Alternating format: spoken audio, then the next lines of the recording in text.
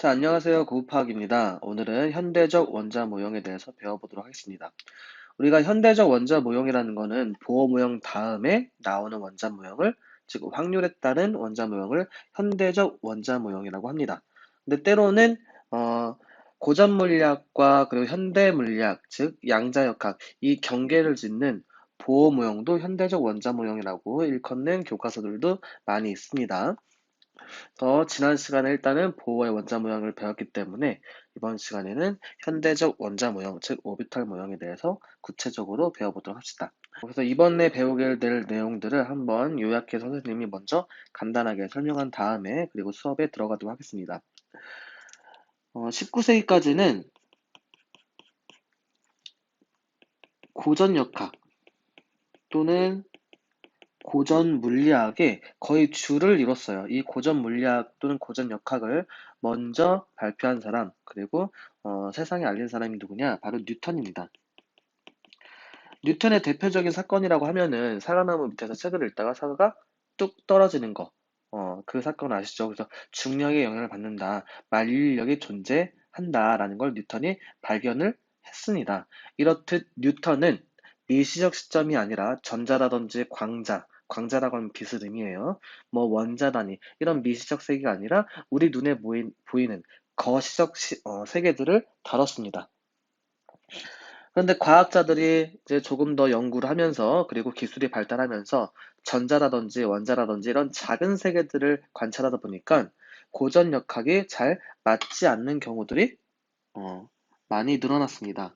그러면서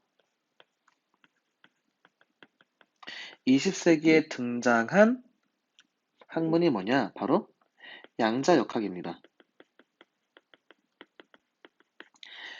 이 양자라는 말을 처음으로 사용한 사람이 바로 막스 플랑크인데 이 양자역학을 창시한 거나 다름이 없습니다. 그래서 막스 플랑크는 플랑크 상수 또는 양자역학이라는 말을 1899년부터 사용하기 시작을 했습니다. 이름은 막스 플랑크예요. 그래서 이때부터 플랑크는 양자역학의 의미가 들어있는 즉 정수배 그리고 불연속적이다 이런 의미가 포함되어 있는 플랑크 상수를 도입을 했습니다. 이렇게 양자역학이 등장하기 시작하면서 많은 과학자들이 양자역학에 대해서 영향을 받았는데요. 일단 빛이라든지 전자는 매우 작은 세계, 즉 미시적 세계이기 때문에 고전 역학으로 설명할 수 없습니다. 하지만 막스 플랑크가 주장했던 양자역학으로는 아주 잘 설명이 가능했죠. 그래서 빛에 대해서 설명을 한 사람은 바로 아인슈타인이에요. 아인슈타인은 광전효과 실험이라는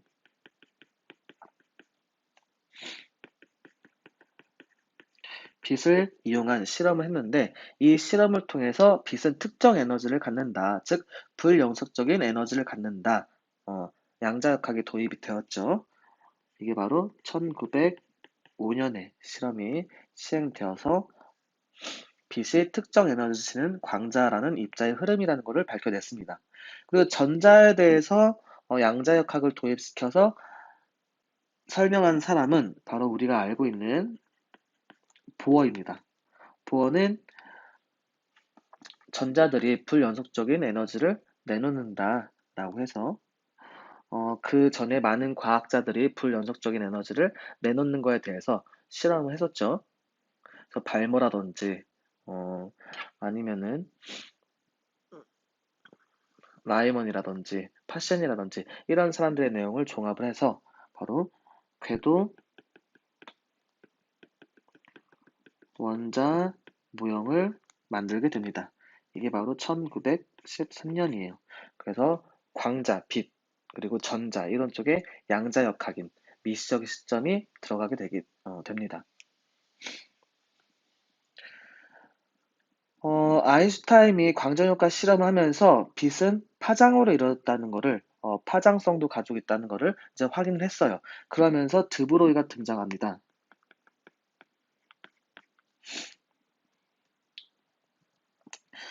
드브로이는 물질파라는 걸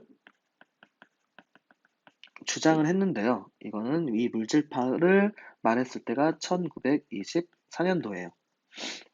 이것은 물질은 입자성과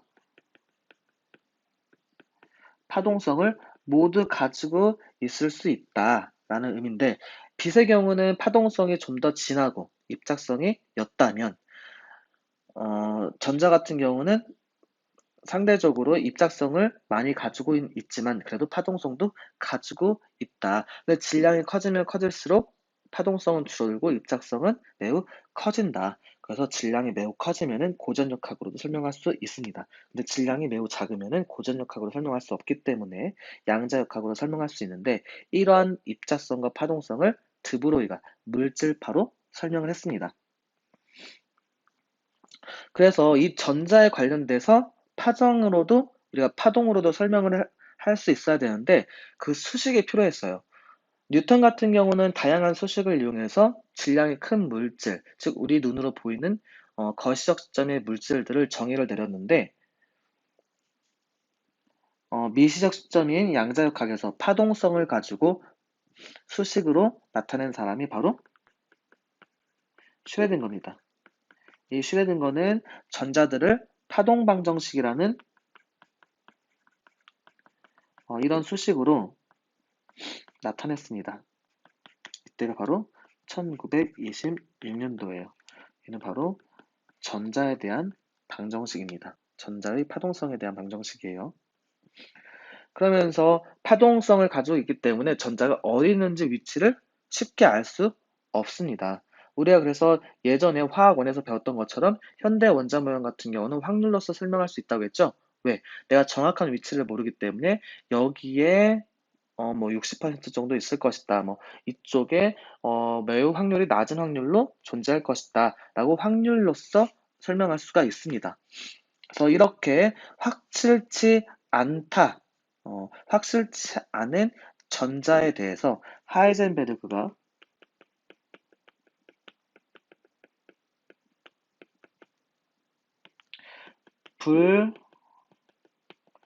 불확정성 원리를 발표하게 됩니다. 이 불확정성 원리는 전자의 위치를 정확하게 알게 되면은 전자의 운동량을 알 수가 없고, 운동량 또는 속력, 전자의 운동량 또는 속력을 정확하게 알게 되면 위치를 정확하게 알 수 없다는 불확정성 원리를 설명합니다. 그래서 이러한 순서대로 바로 고전역학을 넘어서 현대 물리학의 양자역학이 이렇게 발달을 하게 되었습니다. 그럼 이 순서대로 우리가 배워볼 거예요. 그럼 선생님과 같이 이제 차근차근 한번 배워보도록 합시다. 20세기가 시작되면서 고전역학 이론은 더 이상 설명할 수 없는 현상들이 나타났다. 고전역학 이론은 뉴턴이 정의를 잘 내렸는데, 이제 미시적 시점에 들어가기 시작하면서 아주 작은 물질들, 전자, 빛, 원자 이런 것들의 행동들을 설명할 수 없었어요. 그래서 이제 뭐가 나오기 시작한다? 그렇죠. 양자역학이 등장하기 시작했다고 했죠. 양자역학은 누가 최초로 창실했다? 바로 플랑크입니다. 그래서 독일의 물리학자 플랑크는 흑체 복사 현상에 관해 에너지는 hν 플랑크 상수 곱하기 진동수의 정수배에 해당한다고 가정하여 에너지가 양자되어 불연속적임을 설명하였습니다. 그래서 정수배이다, 불연속적이다 이런 것들이 모두 다 양자화다, 이 말과 일맥상통한다고 했었죠. 그리고 독일의 물리학자 아인슈타인은 광전효과 실험을 통해서 빛이 특정 에너지를 지닌 광자라는 입자의 흐름이라는 것을 밝혀냈습니다. 아인슈타인 역시 플랑크의 영향을 받아서 그 빛이라는 광자를 양자화시킨 거겠죠. 그리고 에너지가 파동과 입자의 성질을 모두 가진다는 것을 받아들이게 되었습니다. 그래서 에너지가 파동과 입자성을 모두 가지고 있다는 것, 바로 물질파 개념이 들어가 있는 거죠. 이에 미시 세계의 현상을 설명하기 위한 새로운 이론인 양자역학이 등장하였고 이를 통해 입자라고만 생각했던 물질 또한 파동의 성질을 가질 수 있다는 생각을 전환이 이루게 되었다. 그래서 고전역학에서는 물질은 당연히 물질의 성질만 가지고 있어야 되는데 뭐까지 포함된다? 그렇죠. 파동성도 가질 수 있다는 생각을 이제 시작하게 되었습니다. 언제부터? 20세기로 넘어오면서 양자역학이 등장하는 시점부터 그렇게 된 거예요. 자, 왼쪽에 보면은 전자의 속도가 나와 있죠? 이 전자의 속도를 구하는 공식을 보니까 이런 수식으로 이루어져 있어요. 근데 이 수식은 다른 데서 나온 게 아니라 우리가 지난번에 배웠던 각 운동량으로부터 구할 수가 있습니다. 우리가 각 운동량은 질량, 속도, 그리고 반지름, 얘는 n 정수배의 2파이 분의 플랑크 산수 이렇게 쓸 수 있다고 했죠. 그래서 얘를 변형시키면은 바로 위에 있는 전자의 속도에 관련된 수식을 우리가 구할 수 있습니다. 그 밑에는 전자의 파장에 대한 수식입니다. 자,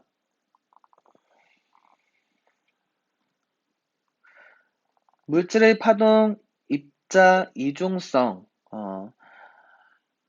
이 파동, 입자, 이중성 같은 경우는 누가 설명했다? 누가 발표했다? 그렇죠. 프랑스의 물리학자 드브로이가 발표를 했습니다. 보통 우리가 예전 설명으로는 빛의 경우는 파동성만 가지고 있고 전자의 경우는 뭐 입자성만 가지고 있는 건데 빛이 파동은 물론 모두 갖는다? 그렇죠. 입자의 성질을 가지고 있고 그리고 이와 마찬가지로 전자는 입자의 성질뿐만 아니라 뭣도 가진다? 파동성도 가질 수 있다고 추측을 하였습니다. 그래서 더 나아가서 질량이 m이고 속력이 v로 움직이는 모든 입자의 파장, 즉 물질파에 관한 식을 다음과 같이 제안을 했습니다. 우리가 아까 위에 전자의 파장 있는 부분과 앞에 부분은 똑같죠? 그런데 mv를 뭐로 바꿨어요? 그렇죠. 여기 있는 운동량으로 바꾼 거예요. 그래서 여기에 있는 P는 입자성을 의미하고요. 여기 있는 람다 파장은 바로 파동성을 의미해요. 즉 무슨 말이냐? 파동성과 입자성은 서로 반비례 관계에 있다는 걸 알 수가 있습니다. 파동성이 더 크면 클수록 입자성은 작아지고 입자성이 크면 클수록 파동성이 작아진다. 따라서 질량이 크게 되면은 입자성이 조금 더 두드러지기 때문에 저기 여기 운동량입니다. 질량이 크면 운동량이 커지기 때문에 입자성이 커질 수밖에 없습니다. 따라서 고전 물리학에서 우리가 거시적 시점에서는 질량이 매우 크기 때문에 바로 입자성이 조금 더 많이 두드러져서 파동성이 없는 것처럼 보이는 거예요. 하지만 전자라든지 광자, 빛으로 들어가게 되면은 질량이 매우 작아져서 운동량이 매우 작아지고 따라서 입자성이 줄어들기 때문에 파동성이 매우 커지게 됩니다. 그래서 이런 것들을 설명한 게 바로 누구다? 드브로이가 파동과 입자의 이중성을 설명하였습니다. 따라서 이 식을 통해서 전자의 속도를 알면은 수소 원자 내 전자의 파장을 구할 수가 있습니다.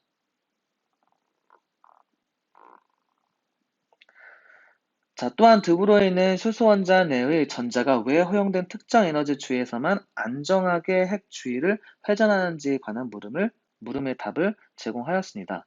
핵에 붙잡혀 있는 전자는 바로 원형 정상파의 성질을 가진다고 제안을 했는데요. 옆에 보이는 가나다가 보이죠? 예전에 선생님이 한번 설명을 했을 거예요. 전자가 원형으로 계속 이렇게 돌게 됐을 때, 처음 지점과 끝나는 지점이 일치를 해야지만 정상적으로 돌 수 있다고 했어요. 근데 여기 가나다 중에 다의 경우를 보니까 불을 차게 되죠. 그래서 이런 경우는 있을 수 있다, 없다? 바로 없다. 그럼 어떠한 경우만 있을 수 있다? 가와 나와 같이 시작하는 지점과 끝나는 지점이 서로 만나야지. 즉, 파장의 n배가 돼야지만 이렇게 성립할 수가 있습니다. 그래서 그 수식 또한 나타내면 어떻게 나타낼 수 있느냐? 다음과 같이 이런 방법으로 나타낼 수가 있습니다. 여기 있는 2파이 r이라는 거는 지금 전자가 이렇게 돌고 있을 때 이 원주를 2파이 r이라고 했고요. 전자가 돌 때 파장으로 돌죠. 근데 처음 시작하는 파장과 나중에 끝나는 파장이 일치가 돼야 되기 때문에 몇 배가 돼야 된다? 바로 정수배가 돼야 합니다. 이렇게 정수배 시켰으니까 바로 정수배, 그리고 불영속적이다. 즉, 뭐다? 양자화 시킨 거겠죠. 위 관계식의 람다, 즉 파장의 물질파에 관한 식을 대입하면 다음과 같이 보어의 각 운동량, 양자와 가정에 관한 식을 얻게 된다. 따라서 전자들은 고정된 반지름을 가진 궤도에서 가능한 진동수와 궤도의 크기에 의존하는 양자화된 에너지만 갖는다. 이 두 개를 합치면은 어떤 수식이 나온다고요? 그렇죠. 바로 이러한 수식이 나오게 됩니다. 그래서 얘는 우리가 뭐라고 했어요? 바로 각 운동량이라고 했죠. 그래서 각 운동량이 어떻게 된 거예요? 양자화 되었다.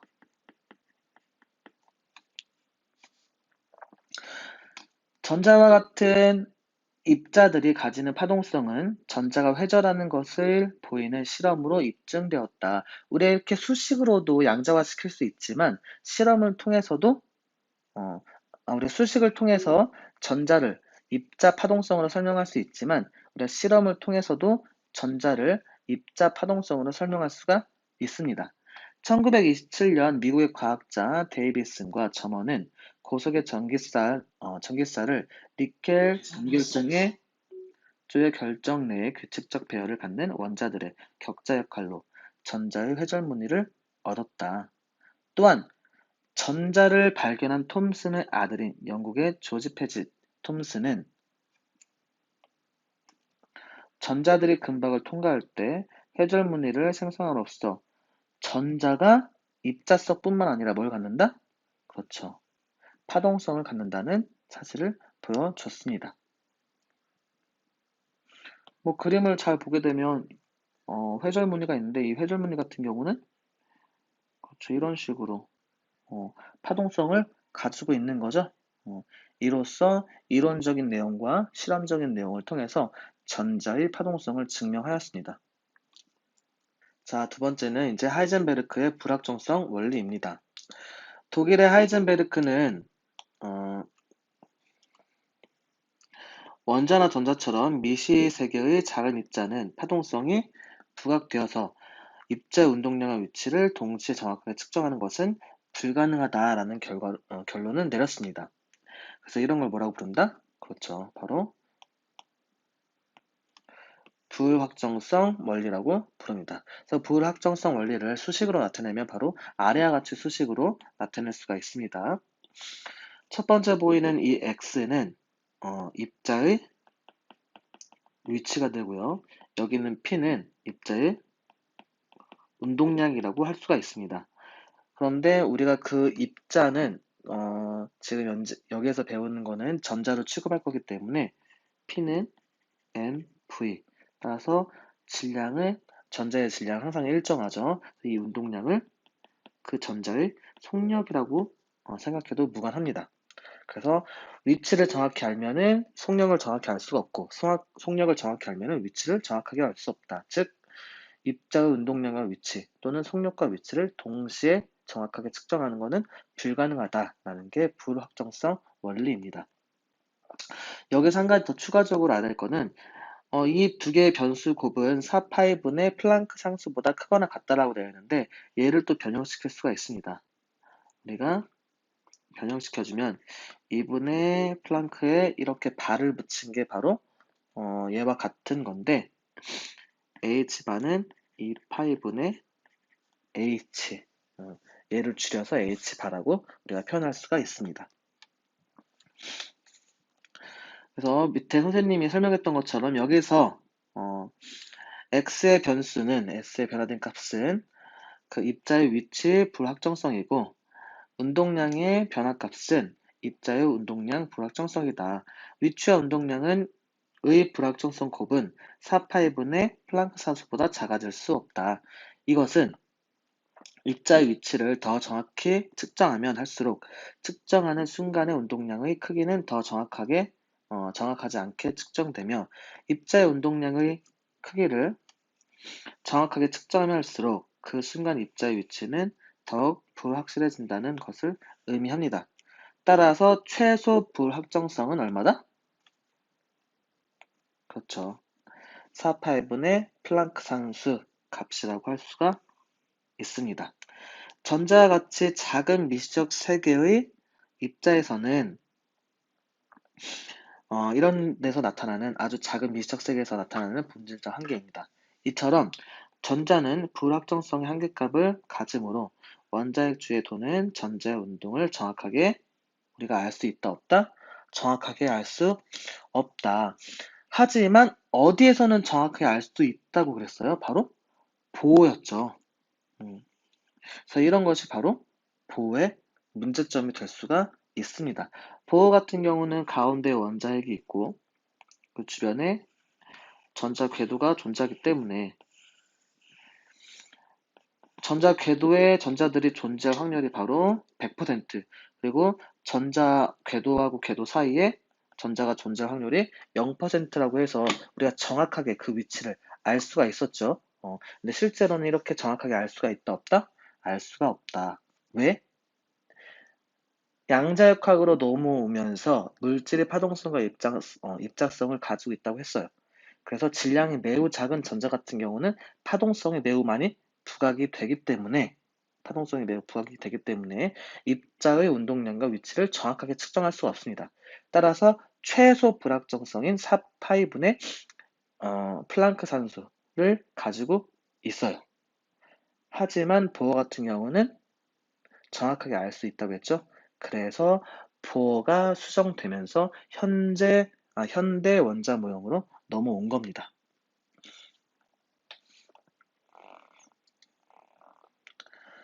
세 번째, 원자의 양자역학적 모형을 보도록 합시다. 오스트리아의 과학자 슈레딩거는 전자가 가지는 파동성을 이용하여 원자 구조의 문제를 해결하려고 시도하였다. 원자 내 전자의 운동을 다음과 같은 수학적 파동 방정식으로 나타냈습니다. 여러분들이 대학교를 가게 되면은 슈레딩거의 파동 방정식을 조금 더 정확하게 배울 텐데요. 선생님이 한번 써주도록 하겠습니다. 마이너스 2 곱하기 전자의 질량분의 h바 곱하기 dx제곱분의 d제곱 psi. 이 psi가 파동 방정식이에요. 파동 함수예요. 파동 함수. 플러스 그리고 이렇게 얘는 잠재적 에너지에 관련된 그런 수식입니다. 얘는 뭐라고 할 수 있다? 이 psi라고 할 수가 있습니다.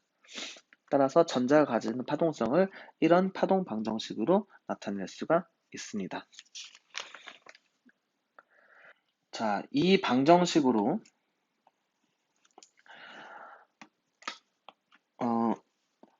위치와 시간의 함수인 파동함수와 그리고 해당 에너지를 구할 수 있다. 여기서 H는 원자의 전체 에너지를 구하는 수학적 연산자이고 E는 원자의 전체 에너지로 전자의 운동 에너지와 양성자 및 전자 사이의 인력에 의한 위치 에너지의 합을 나타낸다. 선생님이 앞에서 썼던 이 수식을 보면은 여기 수학적 연산자 H, 이 수학적 연산자에 해당되는 게 psi를 제한 나머지 부분 그리고 여기 부분입니다. 그리고 여기 뒤에 있는 E는 운동 에너지와 위치 에너지라고 했죠? 그래서 이 앞에 있는 게 운동 에너지에 해당되는 거고, 여기 뒤에 있는 게 위치 에너지에 해당이 되는 겁니다. 근데 한국으로 넘어와서 위치 에너지라고 말했는데, 외국에서는 사실 위치 에너지라고 하잖아요. 우리가 바닥면, 지면으로 중심으로 위에 붕 떠 있는 물체가 가질 수 있는 에너지는 뭐 위치 에너지라고 했었죠. 그래서 그 높이 곱하기 이런 식으로 수식을 통해서 구했었는데, 외국에서는 뭐라고 하냐면 얘가 아직 떨어지기 직전이기 때문에 얘가 잠재적 에너지를 가지고 있을 것이다. 그걸 한국에 넘으면서 위치 에너지라고 부릅니다. 그래서 외국에서는 위치 에너지라고 하지 않고 포텐셜 에너지라고 해요. 그리고 대학교에서도 여러분들이 위치 에너지라고 안 하고 포텐셜 에너지라고 배웁니다. 그래서 이제 앞으로는 위치 에너지라고 하지 말고 뭐라고 한다? 잠재적 에너지 또는 포텐셜 에너지라고 여러분들이 명명하면 됩니다. 앞으로 다시 넘어올게요.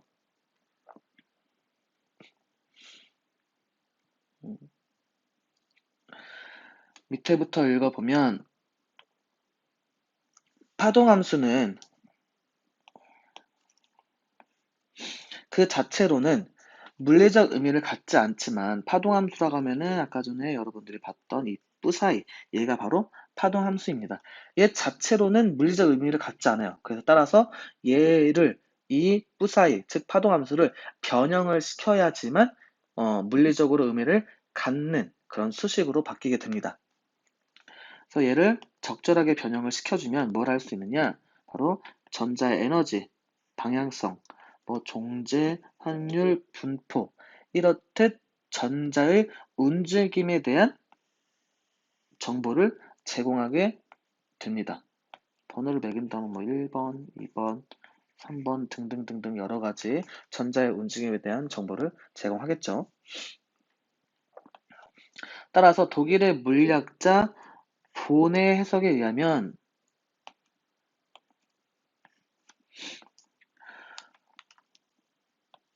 어떤 영역에서 전자를 발견할 확률은 파동함수의 뭐?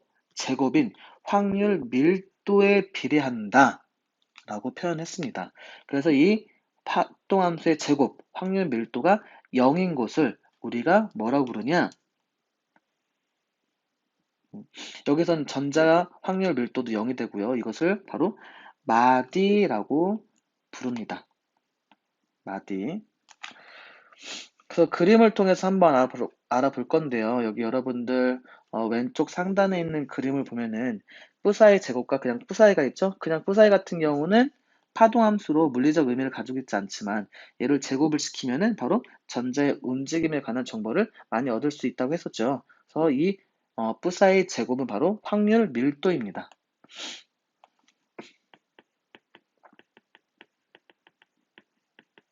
그래서 뿌사이만 제곱을 시키니까 어디에 전자가 존재할 확률이 더 밀집해 있는지 우리가 확인할 수가 있어요.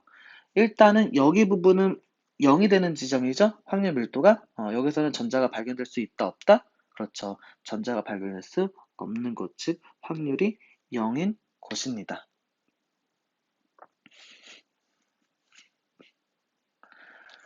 그래서 다시 한번 정리를 하게 되면은 이 뿌사이 같은 경우는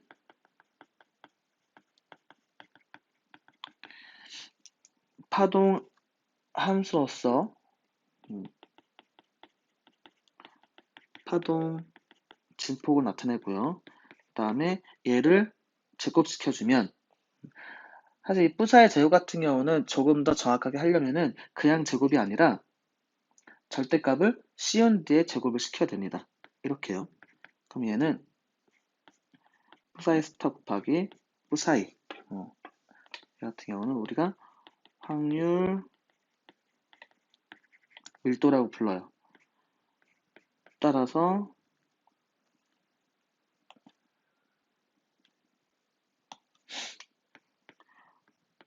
확률 밀도가 0인 지점을 우리가 뭐라고 부른다? 그렇죠. 마디라고 부른다고 했습니다. 한번 더 읽어볼게요. 원자 내에서 전자들의 파동함수들이 원자 내에 있는 그 전자들의 파동함수를 우리가 뭐라고 부른다? 그렇죠. 원자 오비탈이라고 불러요. 여러분들 원자 오비탈 화학원에서 들어봤을 거예요. s 오비탈, p 오비탈, d 오비탈 이런 것들이 바로 원자 오비탈인데 실제적으로는 이 오비탈 s, p, d 이런 오비탈들이 전자들의 파동 함수예요.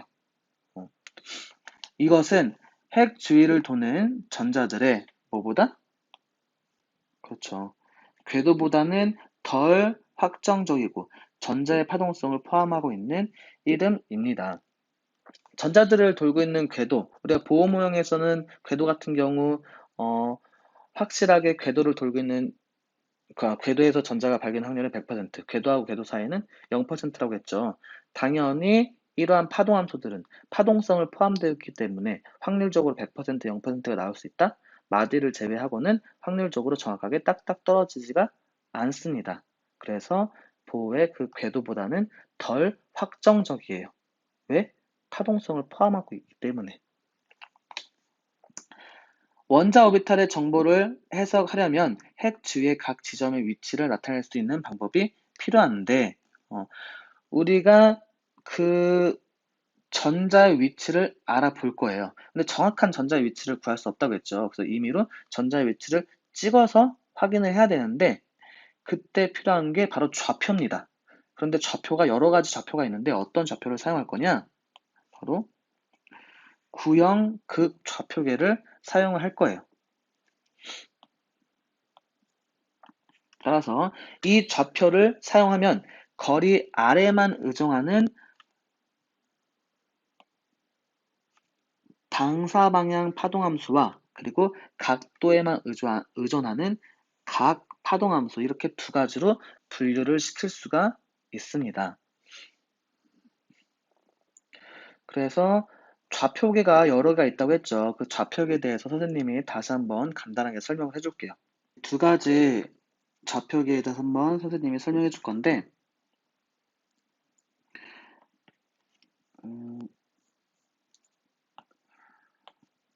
첫 번째 좌표는 바로 빗좌표예요. 빗좌표는 여러분들이 알고 있듯이 그 XY, Z로 이루어져 있는 공간을 나타내는 바로 그러한 좌표입니다. 따라서 이렇게 X, Y, Z 이렇게 표현할 수가 있습니다. 그랬을 때 우리가 특정 지점에 대해서 알고 싶어요. 이 특정 지점, 여기 요 공간, 이 특정 지점에 이만큼, 즉 X로 따지면은 우리가 미분할 때 되게 세세하게 잘라나가면은 D라고 쓰죠. D. 가장 작은 간격 dx. 좀 크게 볼까요?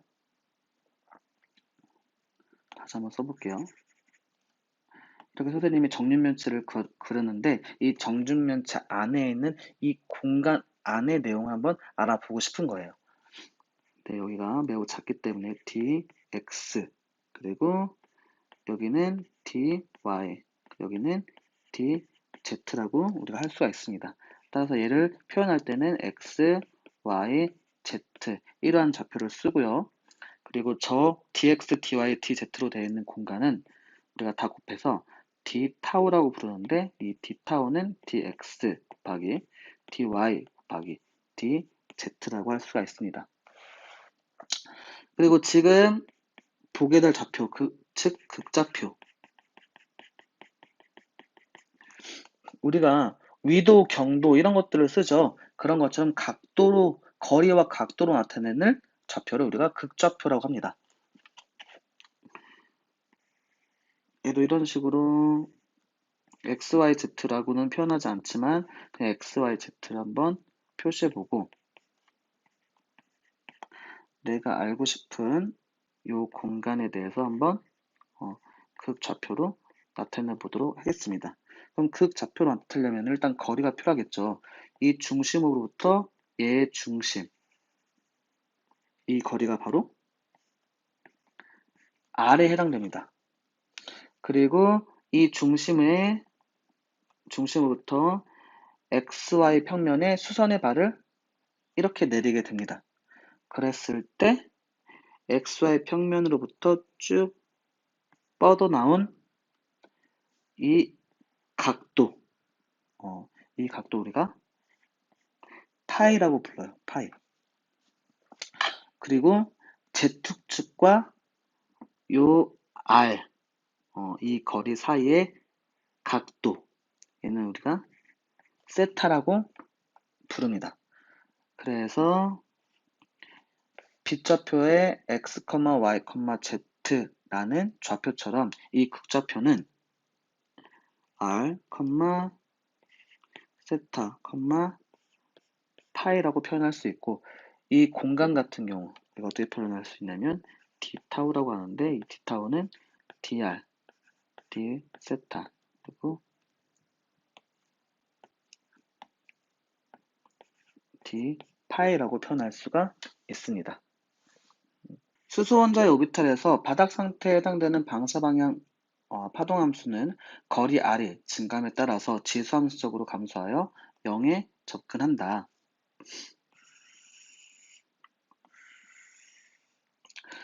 근데 수소원자 오비탈 중에서 바닥 상태라고 했기 때문에 수소원자 같은 경우는 전자가 하나죠? 바닥 상태면 어떤 오비탈에 들어있어요? 그렇죠. 1s 오비탈, 즉 s 오비탈에 들어있겠죠. 그래서 그 s 오비탈에 대해서 이제 뒤에 또 설명이 나옵니다.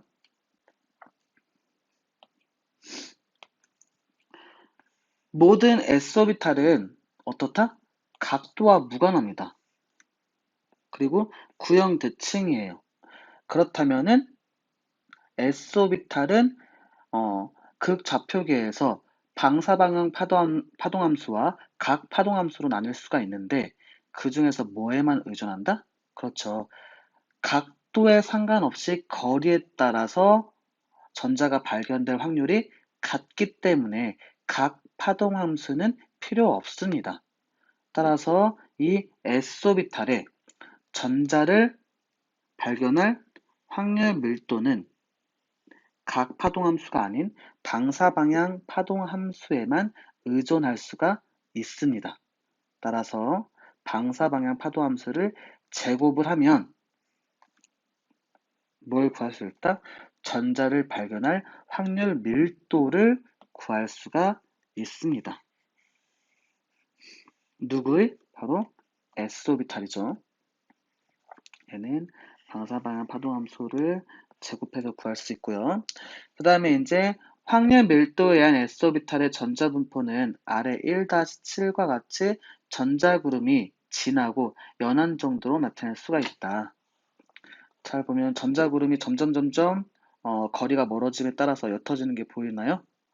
전자구름이 점점 옅어진다는 것은 전자를 발견할 확률이 점점 R이 커지면 커질수록 낮아진다는 걸 의미합니다. 이렇게 할수록 옅어지고 있죠.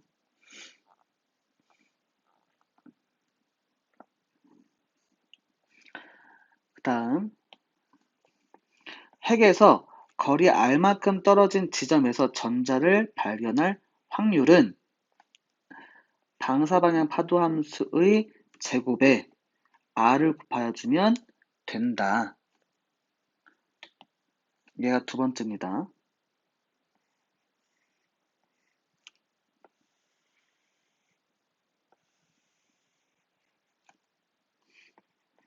방금 전에 첫 번째 같은 경우는 전자를 발견할 확률 밀도였고, 밀도라는 밀도란 용어는 같은 면적 안에, 같은 부피 안에 얼마만큼 전자를 발견할 수 있느냐, 이게 바로 확률 밀도인 거고요. 그리고 두 번째, 핵에서 거리 R만큼 떨어진 지점에서 전자를 발견할 확률은 R만큼 떨어진 전체 지점에서 전자를 발견할 수 있는 확률입니다. 따라서 확률 밀도와는 다른 개념이에요. 얘는 어떻게 구할 수 있다? 그렇죠. 1번, 이 확률 밀도, 확률 밀도, 즉 방사방향 파도함수의 제곱에 뭘 곱해준다? 그렇죠. 그 거리 R을 제곱해서 곱해주면 됩니다. 그래서 1번의 수식이 우리가 이렇게 표현할 수 있었다면은 두 번째 거는 이런 식으로 표현할 수 있습니다. 그래서 PR이라고 하고 이 PR은 R 제곱 곱하기 확률 밀도의 제곱이라고 할 수 확률 밀도의 제곱이 아니라 방사방향 파동함수의 제곱이라고 할 수가 있습니다. 그래서 S오비탈에 대해서는 우리가 최종적으로 실제 수식을 나타내면 어떤 수식을 나타낼 수 있다? 그렇죠. 이렇게 확률을 구할 수가 있습니다. 전자를 발견할 확률. 자, 그래서 선생님이 이 내용을 다시 한번 정리를 해줄게요. 여러분들 약간 헷갈려 하는 거니까 선생님이 다시 한번 정리하겠습니다. 일단은 원소 중에서 가장 간단한 원소는 바로 수소입니다. 그리고 오비탈 중에서 가장 간단한 건 어떤 오비탈이에요? 바로 S오비탈이죠. 그래서 가장 간단한 것들만 우리가 지금 고급화학 교육과정을 통해서 한번 알아보면 그 이상의 것들은 P오비탈이나 S오비탈 또는 헬륨이라든지 이런 것들은 매우 복잡하기 때문에 아직까지는 우리 고등학교 수준의 고급화학 교육과정으로는 우리가 해결하지 못합니다. 그래서 가장 간단한 것만 먼저 알아볼게요. 수소의 바닥 상태 S오비탈, 즉 1S를 의미하겠죠. 이 S오비탈 같은 경우는 뭐에만 의존한다? 그렇죠. 거리에만 의존하겠죠. 그래서 거리에 따라서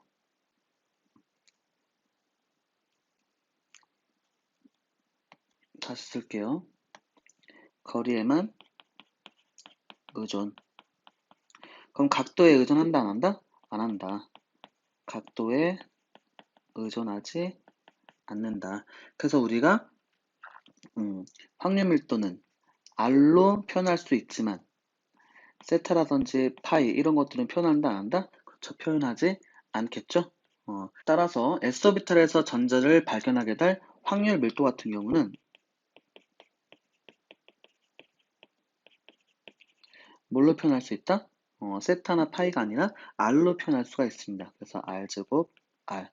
우리가 위에서 뿌사이를 제곱시키면 확률 밀도라고 했죠? 얘도 마찬가지예요. 뿌사이를 분리시킨 거예요. 방사방향과 각 파동함수로. 그런데 우리가 각 파동함수 같은 경우는 S오비탈은 거리에 따라서 발견될 확률이 같기 때문에 각도는 필요가 없어요. 그래서 방사방향만 남겨놨기 때문에 이 방사방향 파동함수를 제곱을 시키면은 확률 밀도가 될 수가 있습니다. 얘가 1번이었고요. 자, 두 번째. 핵에서 거리가 R만큼 떨어진 지점에서 전자를 발견할 확률. 얘는 어떻게 구할 수 있다? 우리가 P, R이라고 표현할 수 있고요. 얘는 방사방향 파동함수 제곱, 즉 확률 밀도에 R 제곱을 곱해서 구할 수가 있고, 실제로 S오비탈 같은 경우는 우리가 4파이 R 제곱에 뿌사의 제곱 R 이렇게 표현할 수가 있습니다. 그래서 첫 번째 요 가 그림 같은 경우는 확률 밀도예요. 확률 밀도. 즉 S오비탈의 확률 밀도인데 얘는 우리가 방사방향 파동함수의 제곱 이렇게 표현할 수 있다고 했고요. 자, 두 번째 방사방향 확률이죠. 이 확률 분포, 이 확률 같은 경우는 어떻게 구할 수 있다? 그렇죠. PR이라고 쓸 수 있고 얘는 확률 밀도의 R 제곱을 곱한 값입니다. 둘이 무슨 차이냐? 선생님의 그림을 통해서 한번 알려주도록 하겠습니다. 이 확률 밀도 같은 경우는 가운데 핵이 있고요. 거리에 따라서 선생님이 그냥 궤도는 아니지만 이렇게 궤도처럼 그릴게요. 다시 한번 그릴게요. 이렇게 그림이 잘 안 그려지네. 이렇게 궤도처럼 그리면은 첫 번째 궤도 이 부분과 두 번째 궤도 이 부분에서 전자가 발견될 확률을 의미해요. 밀도라는 거는 같은 면적 안에 들어있는 전자가 발견될 수 있는 확률, 이걸 의미해요. 그렇기 때문에 거리가 멀어지면 멀어질수록 그 확률이 점점 어떻게 된다? 낮아질 수밖에 없습니다. 지금 여기서 보이는 것처럼 거리가 멀어지면 멀어질수록 같은 면적에서 발견된 전자의 확률이 점점 낮아지고 있죠. 이게 바로 확률 밀도에 관련된 그래프입니다. 그럼 두 번째 확률, 얘는 뭐냐? 핵으로부터 이만큼 떨어져 있는 요 면적에서 전자가 발견될 확률, 또는 이만큼 떨어졌을 때 요 전체 면적, 여기에서 발견될 확률, 이것들을 다 합친 거예요. 얘랑 확률 밀도랑은 전혀 다른 개념이죠. 확률 밀도 같은 경우는 부피를 일정하게, 면적을 일정하게 맞춰줬어요. 즉 이렇게 일정하게 맞춰져서 그 안에 들어있는 전자가 발견될 확률을 나타냈다면, 그냥 단순한 이 확률 분포 같은 경우는 요 같은 부피가 아니라 이 전체 부피름이에요.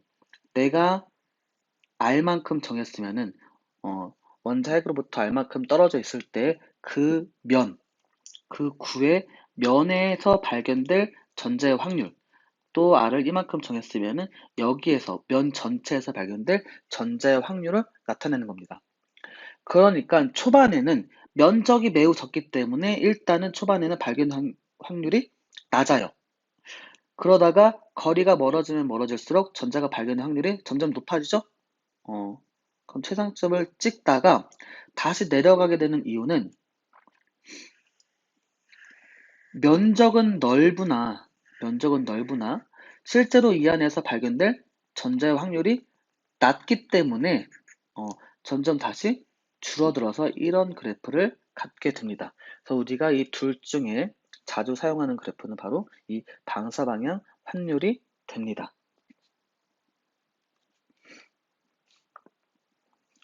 그래서 옆으로 넘어오면은 여러 가지 방사방향 그 확률 분포가 나오는데, 일단 수소원자 같은 경우는 1s, 2s, 3s 이런 것들이 다양한 오비탈들이 존재하죠. 그래서 바닥 상태일 때만 전자가 1s에 들어있고, 만약에 들뜨게 되면 2s에 들어갈 수도 있고, 2p 오비탈에 들어갈 수 있고, 다양한 고제, 다양한 오비탈의 전자가 차지할 수 있습니다. 그래서 밑에는 가장 간단한 s 오비탈만 나와 있는데, 이 s 오비탈에 뭘 나타난 거예요? 그렇죠. 방사방향 확률 분포를 나타낸 겁니다. 얘는 수식으로 써주면